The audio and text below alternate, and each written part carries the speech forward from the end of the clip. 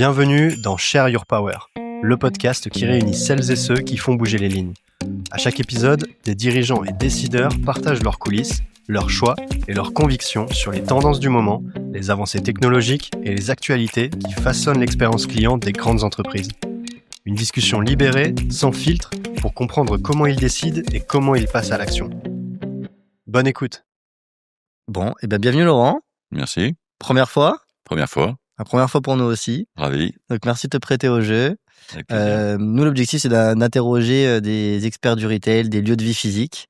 Je vois un très bon exemple avec ce que vous avez mis en place récemment. Donc j'étais honoré de t'avoir avec nous aujourd'hui. Et pour commencer, est-ce que tu veux bien te présenter?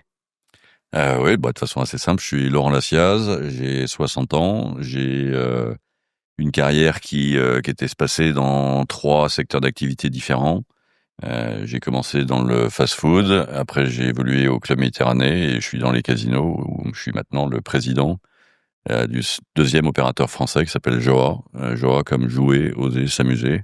Et ça, c'est notre métier de tous les jours sur les 34 établissements que nous opérons en France. Ok. Et comment tu es passé de la partie food à la partie casino? Alors, il y a eu plusieurs évolutions. Mon premier métier, c'était livreur de pizza. En fait, Ok. J'ai démarré un concept de livraison de pizza à domicile alors que j'étais encore étudiant. J'ai ouvert un premier magasin, un deuxième, et puis après, je l'ai revendu à un groupe qui s'appelle Pizza Hut, et j'ai fait du développement pour eux, pour après progresser dans l'organisation. Et puis après, en fait, je commençais à m'inquiéter parce qu'à chaque fois qu'on m'appelait, chaque fois que j'avais la chance d'être appelé par un chasseur de tête, c'était soit une marque, soit un opérateur qui était très présent dans la restauration. Et j'ai eu très tôt peur de devenir un spécialiste de la restauration et de m'enfermer dans ce monde-là.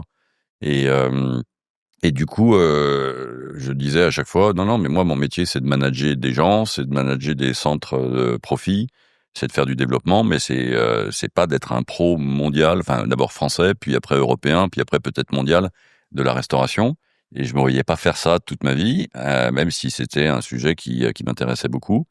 Et donc c'est comme ça que finalement j'ai été appelé par le Club Med qui aimait le côté centre de formation qui était la marque Pizza Hut et le groupe Pepsi Cola, puisqu'à l'époque Pizza Hut faisait partie du groupe Pepsi Cola. Et d'ailleurs, j'avais géré à la fois Pizza Hut en France et KFC, d'ailleurs, à l'époque. Et donc, quand le Club Med m'a recruté, c'était pour aller recruter un profil qui connaissait la mise en place de process, qui savait gérer des gens et qui savait développer des multisites sur des endroits très différents. Et donc, c'est comme ça que je suis arrivé au Club Med. Et puis après, la solution d'après, l'évolution d'après, c'était les actionnaires du groupe de casinos dont je suis le président aujourd'hui, qui cherchaient quelqu'un qui était capable d'amener un côté plus Club Med, plus festif, plus convivial, plus expérientiel, dans un secteur qui était un peu vieillissant à l'époque. Je vous parle d'un truc il y a plus de 20 ans, donc toi tu étais peut-être encore tranquille à l'école. Mais à l'époque, les casinos étaient considérés un peu comme des endormis. C'était de très beaux établissements, mais c'était un peu calme. Et donc, du coup, à l'époque, l'idée, c'était de rajeunir l'image et de changer le regard des gens sur le monde des casinos. Super. Et j'ai vu, si mes fiches sont bonnes, que vous aviez failli refuser l'offre. Exactement, c'est tout à fait vrai. Pour être complètement transparent avec toi, donc j'étais au Club Med, j'étais à l'époque le patron de l'Europe, l'Afrique et le Moyen-Orient. Ça se passait très très bien. J'avais un très bon patron avec Henri Giscard d'Estaing qui m'a appris beaucoup de choses. Et donc le chasseur de tête m'appelle en me disant on cherche quelqu'un pour piloter un groupe de casinos. Et bon, moi j'étais très bien au Club Med, j'avais aucune envie de changer d'activité. J'adorais mes équipes, j'adorais le produit et donc je réponds non, écoutez, c'est ni le bon timing ni un secteur qui me fait rêver, donc désolé.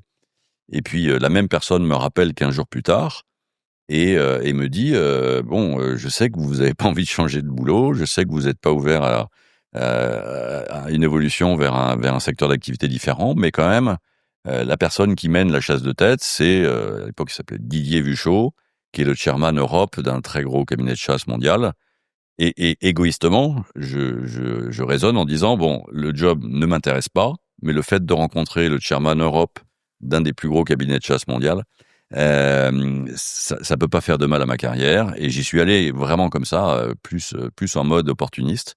Et j'ai fait une très belle rencontre avec ce monsieur qui m'a ouvert les yeux sur la carrière potentielle que je pouvais avoir si je changeais de secteur d'activité. Et il m'a donné envie de rencontrer les actionnaires. Et j'ai rencontré les actionnaires, j'ai rencontré le chairman du groupe. Et bon, comme souvent, c'est des rencontres de personnes qui sont le premier déclencheur d'une histoire. Et donc là, j'ai été à la fois charmé par les actionnaires de l'époque et par le chairman qui s'appelle Alain de Pouzillac, qui m'a donné envie de relever le challenge. Et c'est comme ça que j'ai plongé dans l'aventure. Et bientôt 20 ans au sein du groupe? Et bientôt 20 ans au sein du groupe, 2027? oui, c'est 2027, ouais, exactement. Oh, génial. Voilà. Je me posais la question, quand tu arrives, tu as fait l'expérience Club Med, quand tu arrives dans un univers de casinotier, c'est quoi tes premières intuitions? Qu'est-ce que tu as envie de tout changer dès le début?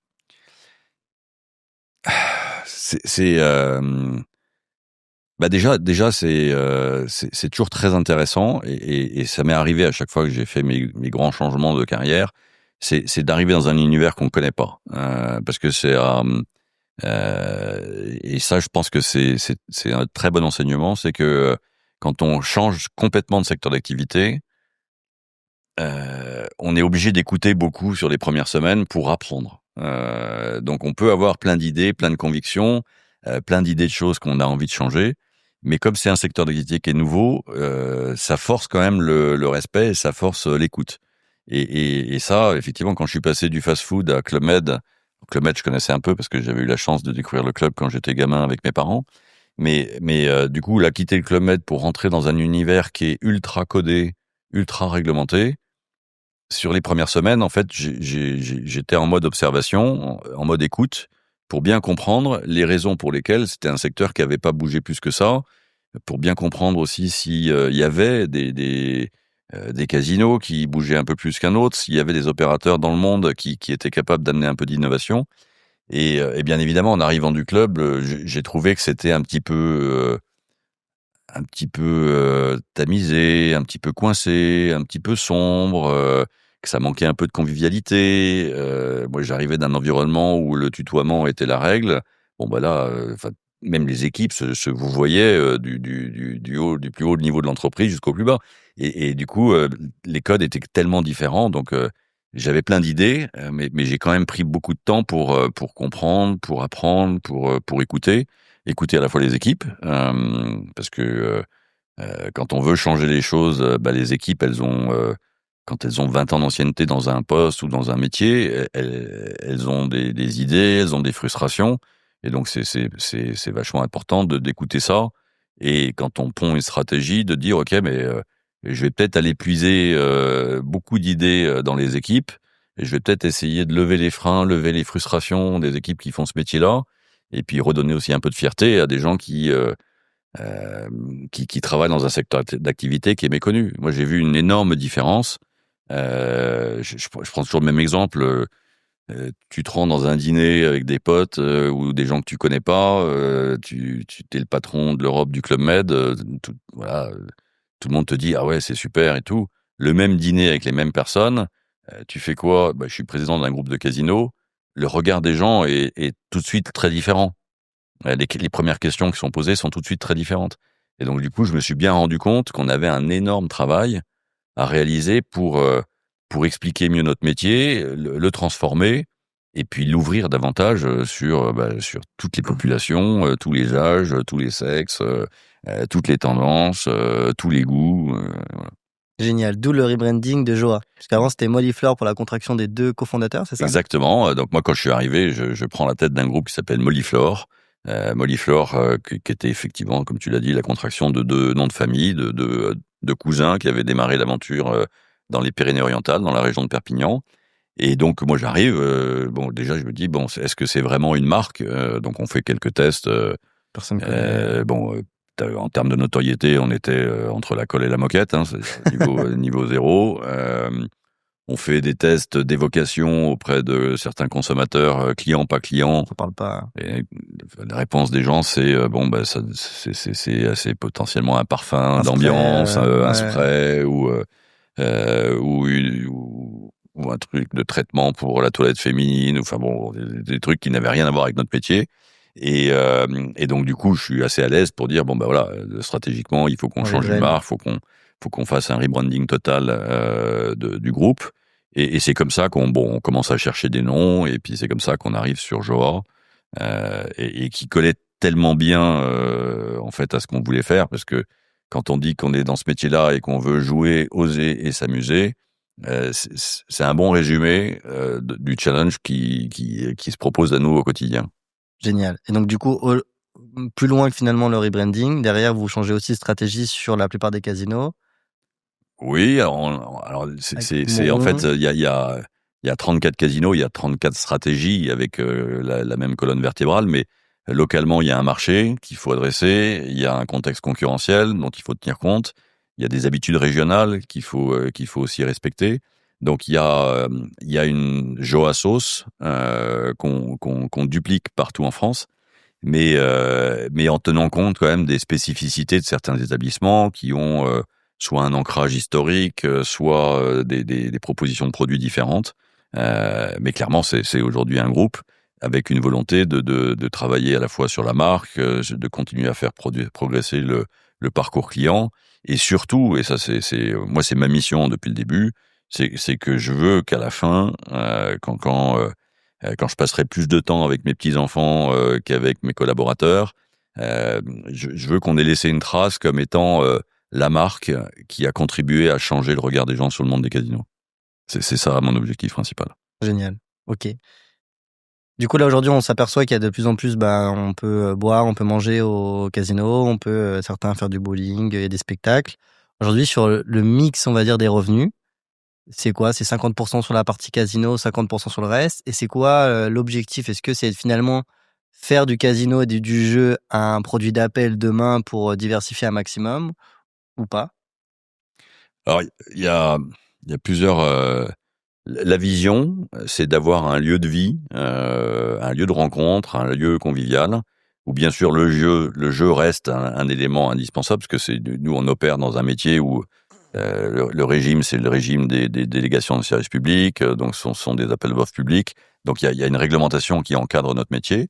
Mais aujourd'hui, tout ce que nous construisons, c'est avec la même rigueur, c'est des espaces où, là on est en train de construire un casino à Saumur dans la Loire, et nos dernières constructions sont à l'identique, c'est-à-dire qu'on construit des espaces où 50% de l'allocation des surfaces sont dédiées au jeu, et les autres 50% aux activités non-jeu. Mais elles peuvent être hyper variables. Systématiquement, vous allez retrouver de la restauration, systématiquement, vous allez retrouver une activité de bar, ou bar traditionnel, ou bar anglais, ou bar des sports. Et puis après, on va greffer d'autres activités, des espaces multifonctionnels où il peut se passer plein de choses. Parce que notre métier, c'est de créer des surprises, c'est de créer des moments différents.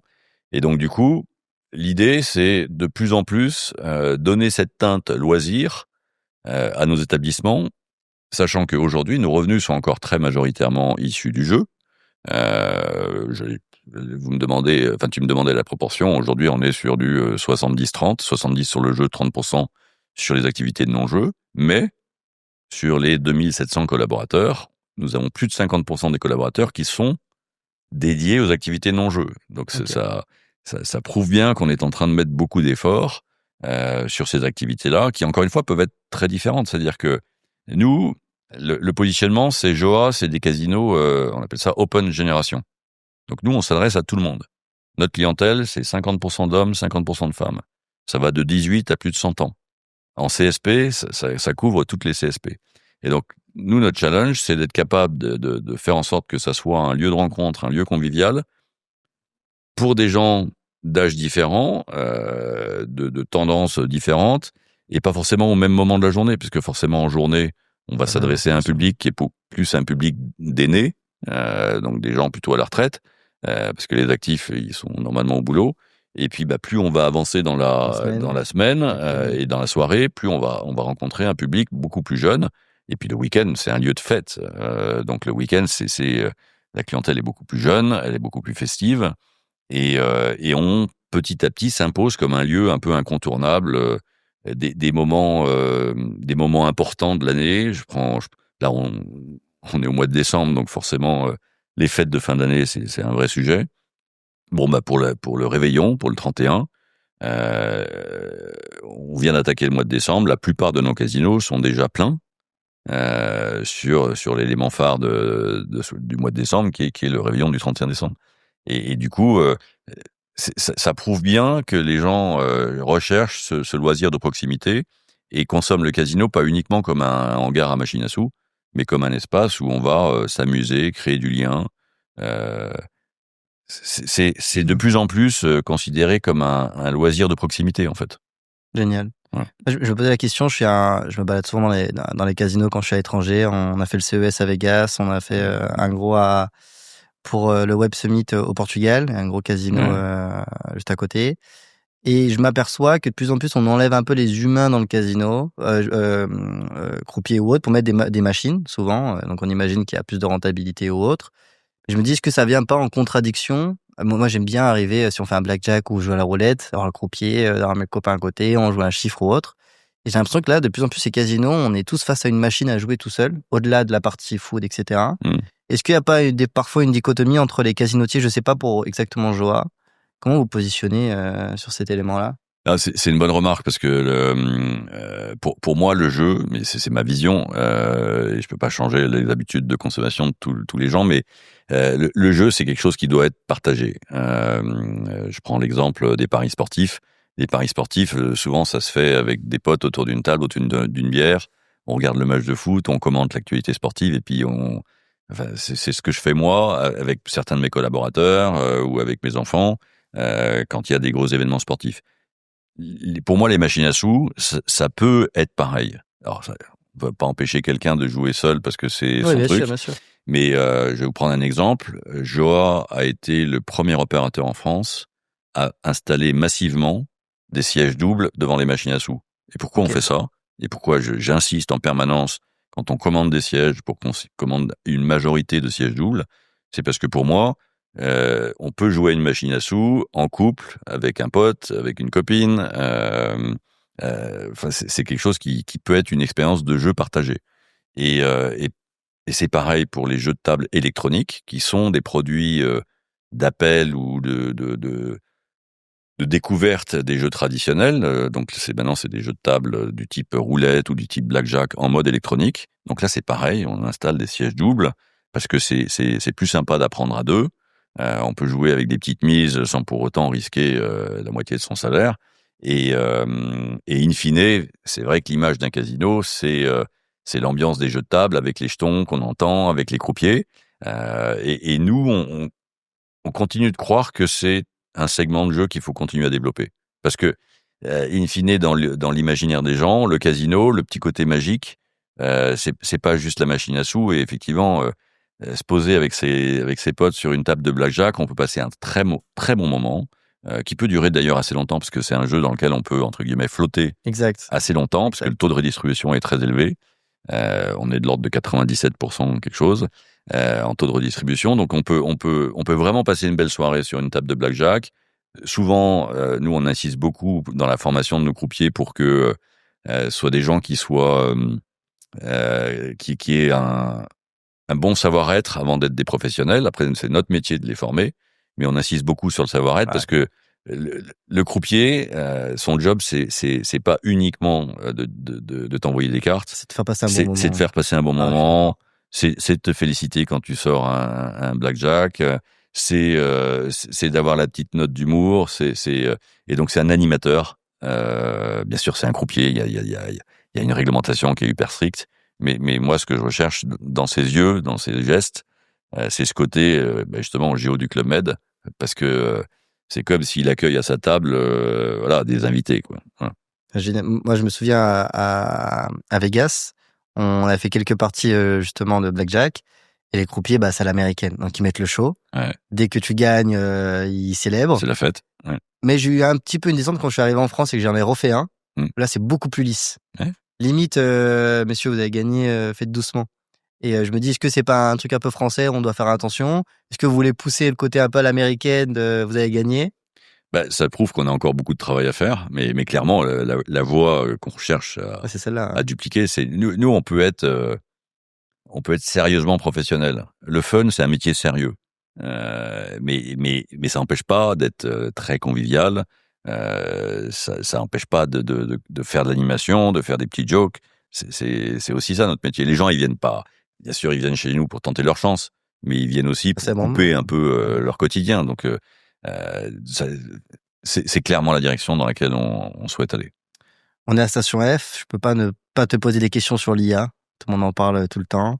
J'ai vu encore une fois donc à Vegas où maintenant il y a des écrans où tu as des croupiers virtuels, etc. Ouais.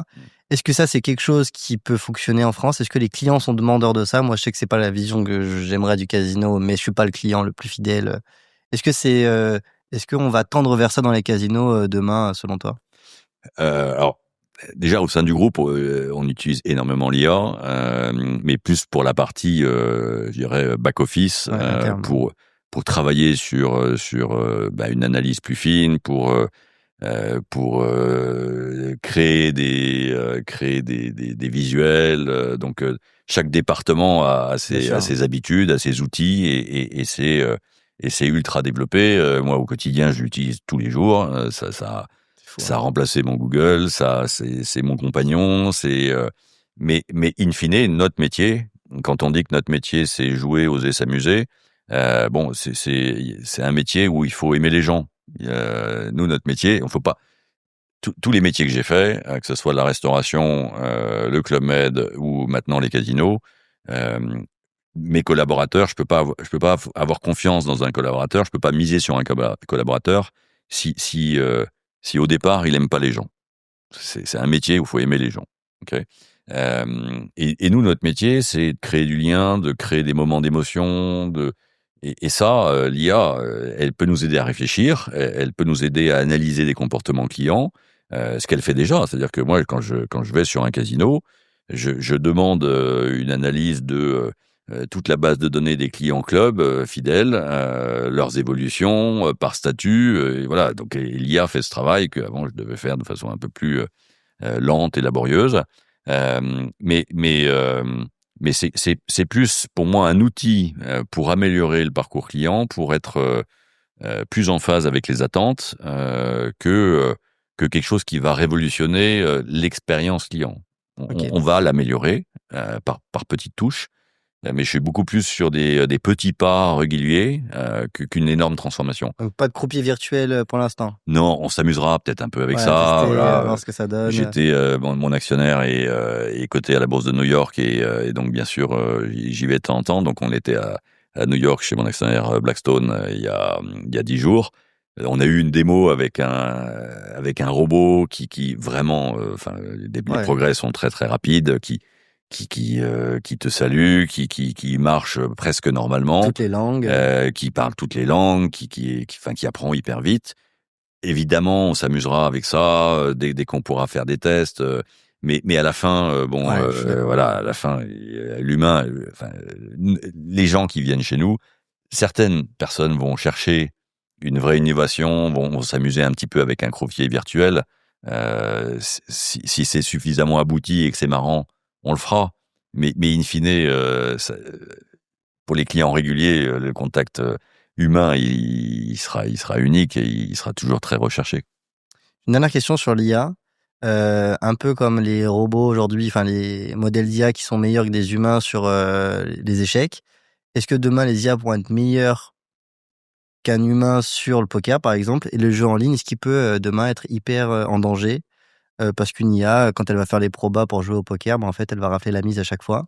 Ça fait partie des choses sur lesquelles nous travaillons, parce qu'en fait, alors quand vous êtes en casino, là, c'est compliqué parce qu'il faudrait que la personne soit ultra branchée, connectée, et donc bien sûr, c'est des choses qu'on surveille. Mais bon, nous on a déjà eu, alors c'était moins puissant que l'IA, mais les compteurs de cartes. Ouais, bien sûr. Il y a des gens qui ont un cerveau qui permet de faire ce genre d'opération. Ça existe encore aujourd'hui ou pas? Ça existe encore aujourd'hui, bien sûr. On les repère assez facilement, mais ouais, bien sûr. Mais c'est très rare parce que ça demande quand même une gymnastique intellectuelle qui est ultra rare. Mais il n'y a pas 4-5 paquets maintenant où c'est trop compliqué? Il y en a 6. Il y en a 6, mais bon, ça n'empêche pas qu'il y ait des gens qui arrivent à analyser On appelle ça un 6-1, donc c'est Ça, c'est 6 illégal paquets de de cartes. compter c'est illégal? Non, c'est pas illégal, mais bon, nous, on les repère et donc à ce moment-là, on OK, s'occupe de les raisonner. Bon, enfin, plus pour OK. le fun, mais ça existe encore. Mais donc, l'IA, ça amène encore un autre stade de tricherie possible, Ah parce que là, ouais, c'est pas de la tricherie, la personne ne triche pas, c'est simplement, accessible elle à tout le analyse. monde.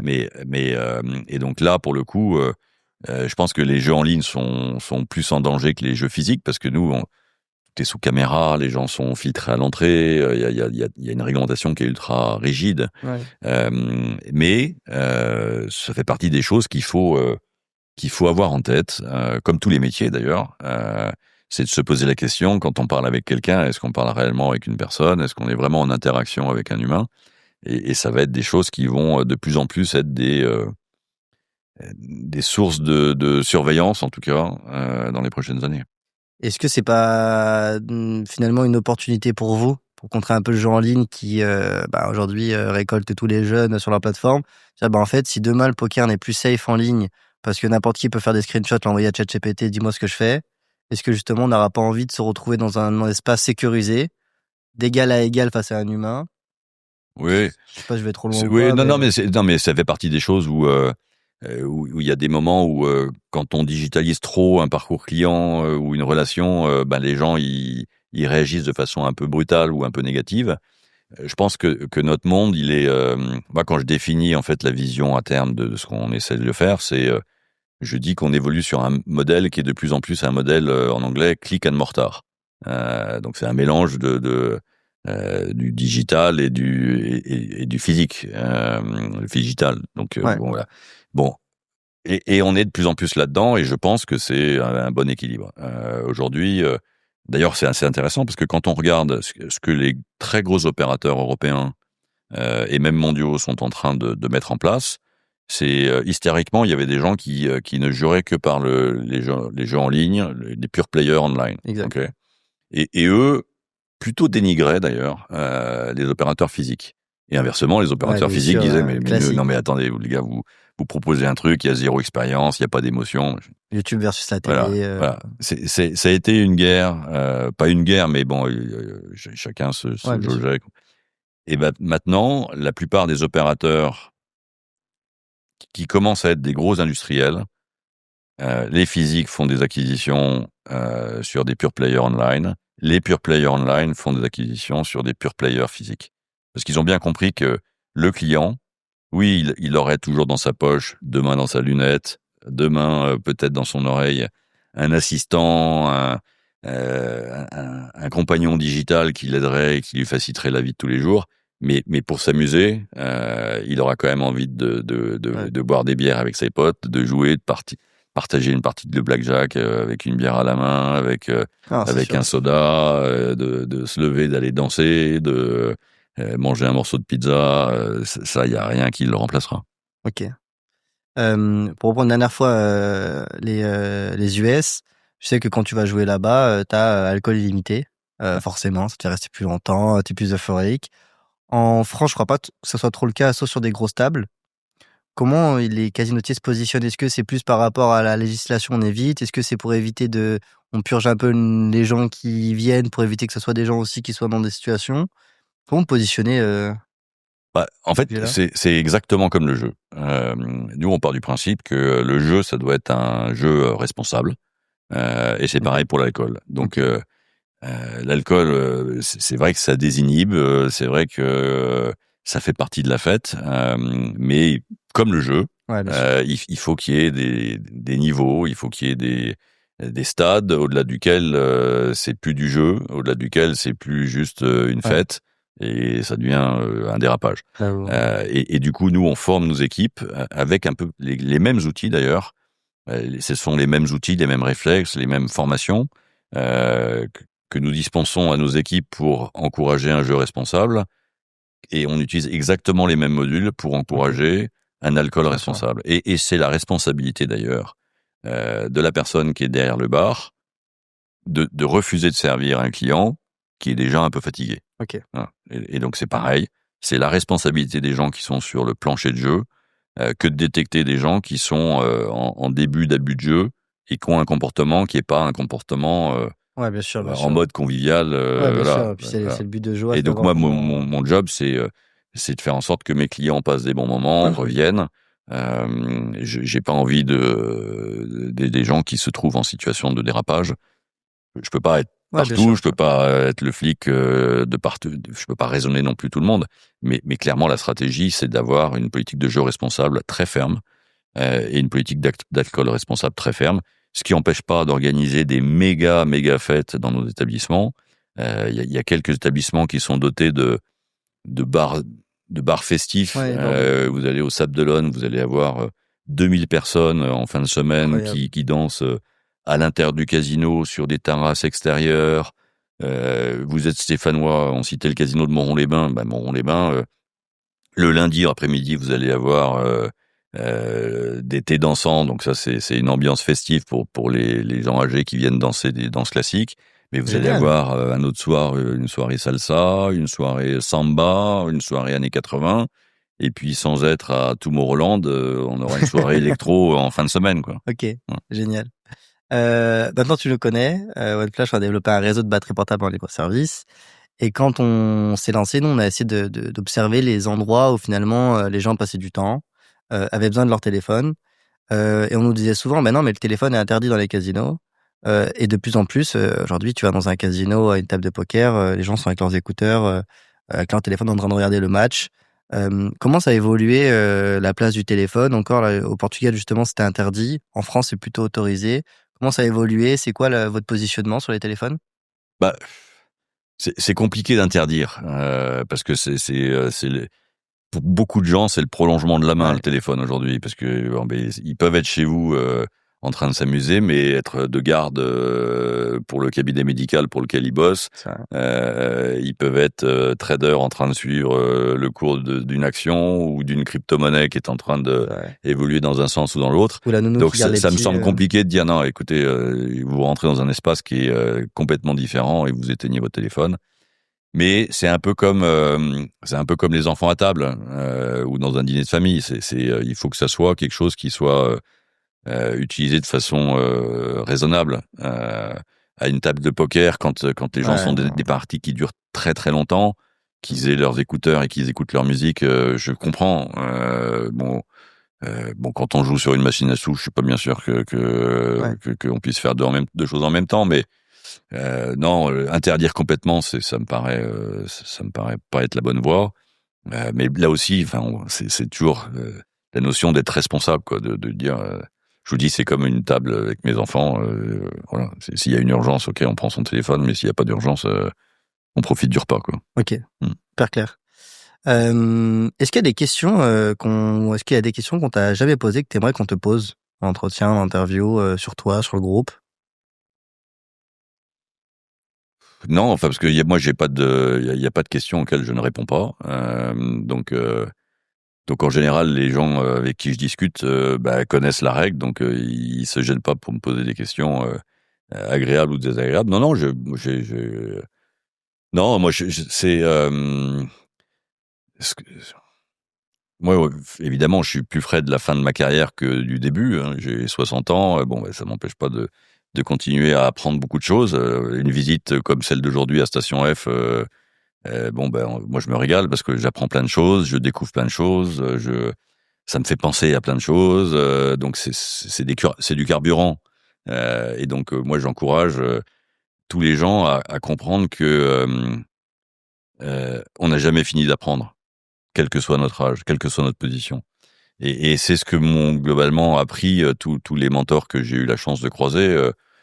Quand j'étais dans la restauration, j'ai eu des très bons mentors. Après, au Club Med, j'ai eu Philippe Bourguignon, Henri Giscard d'Estaing.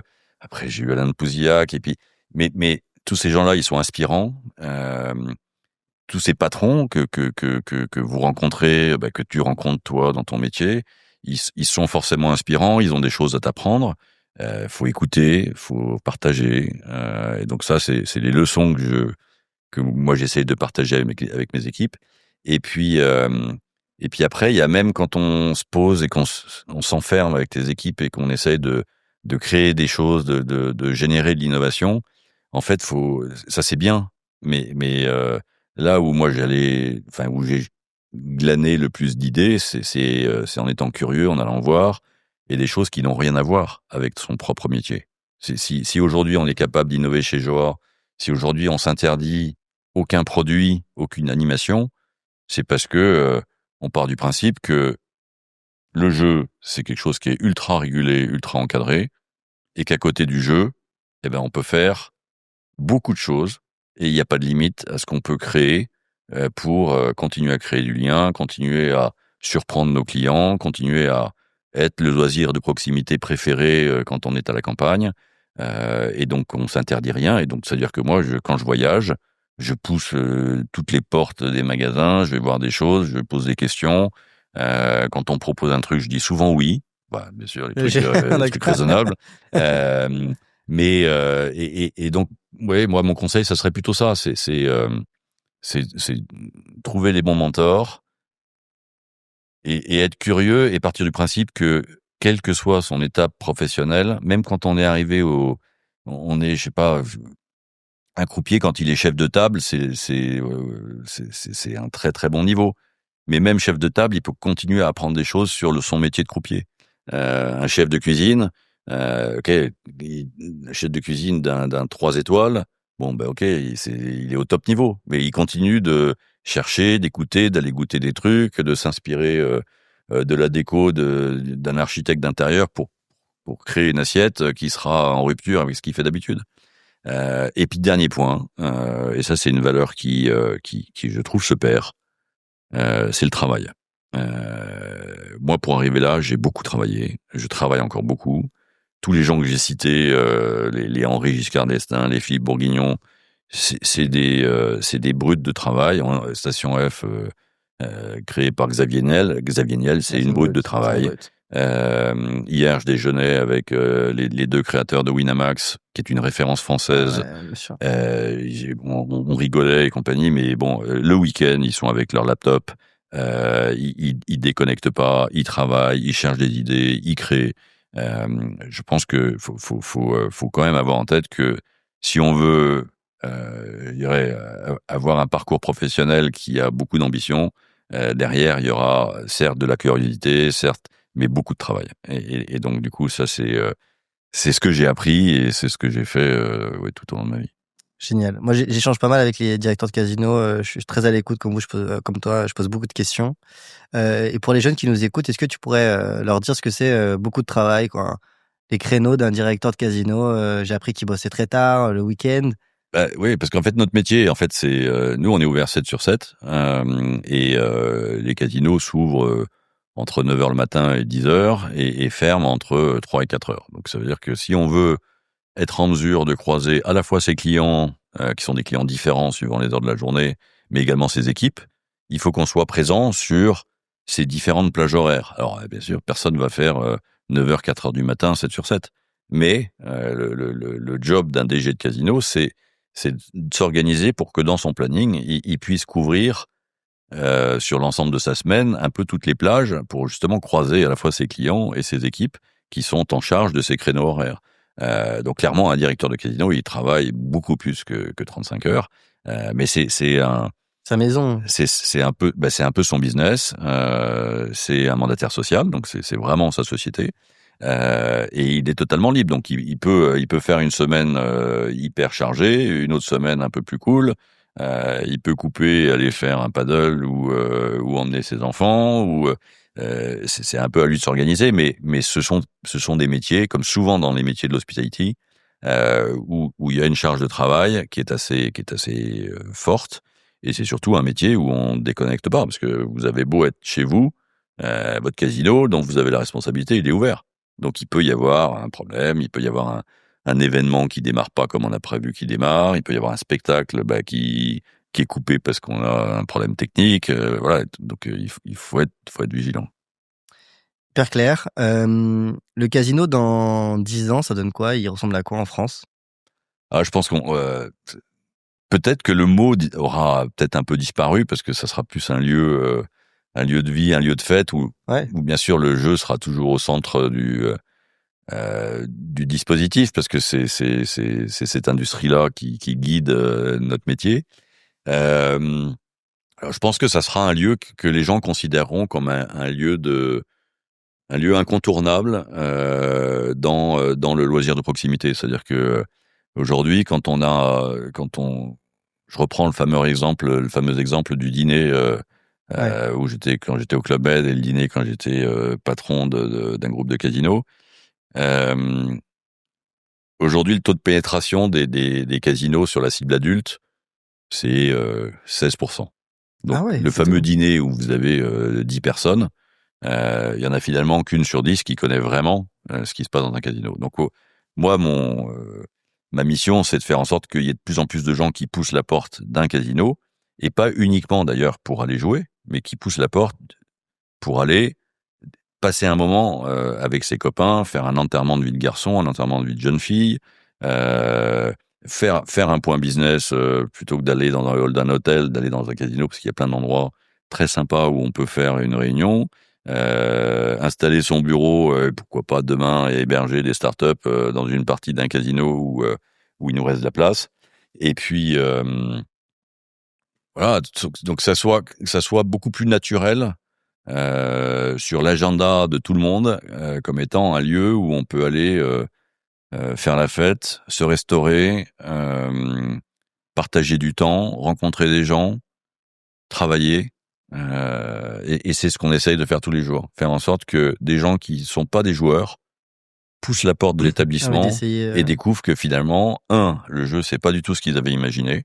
Et que il y a une réponse à forcément un de leurs besoins, que ce soit un besoin de boisson, un besoin de restauration, un besoin de fête. Et si quand bien même on n'est pas en mesure de répondre à ce besoin, on peut écouter ce besoin et essayer de s'adapter à cette demande et faire évoluer la réponse.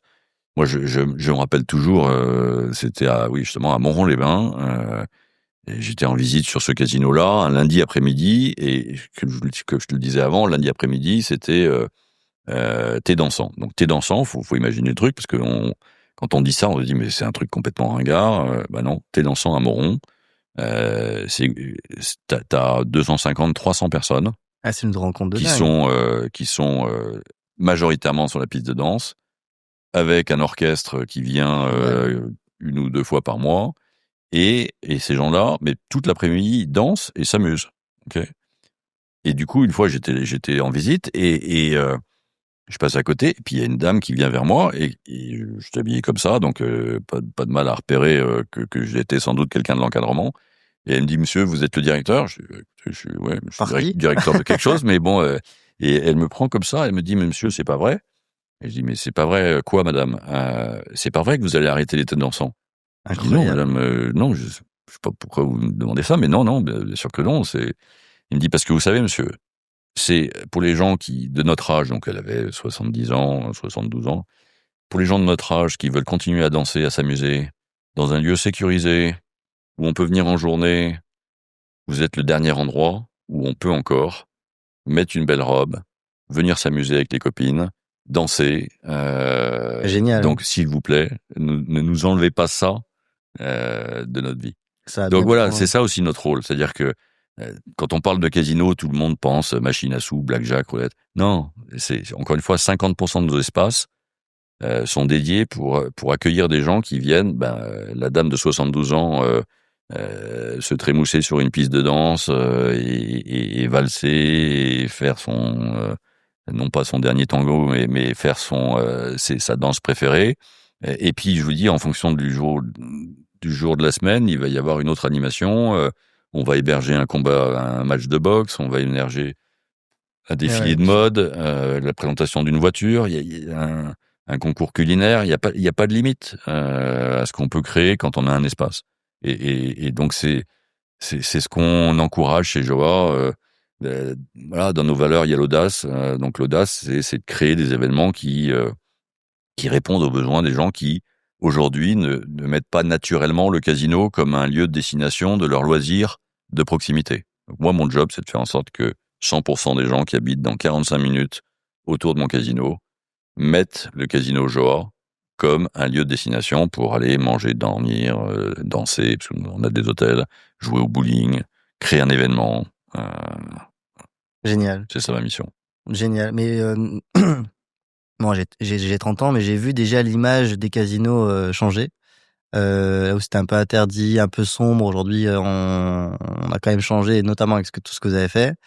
Et pour venir un peu de la France des ronds-points où il n'y a pas 150 choses à faire, c'est vrai que le casino est souvent un samedi dans le mois, on a envie d'aller pour changer les idées, pour tester quelque chose de nouveau.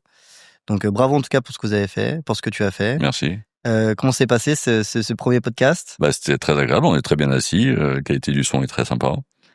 Et j'ai passé un très bon moment. Eh ben, merci en tout cas. La prochaine fois, c'est chez nous. Avec grand plaisir.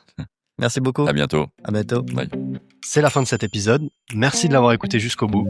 S'il vous a plu, n'hésitez pas à le partager et à en parler autour de vous. À bientôt pour le prochain épisode.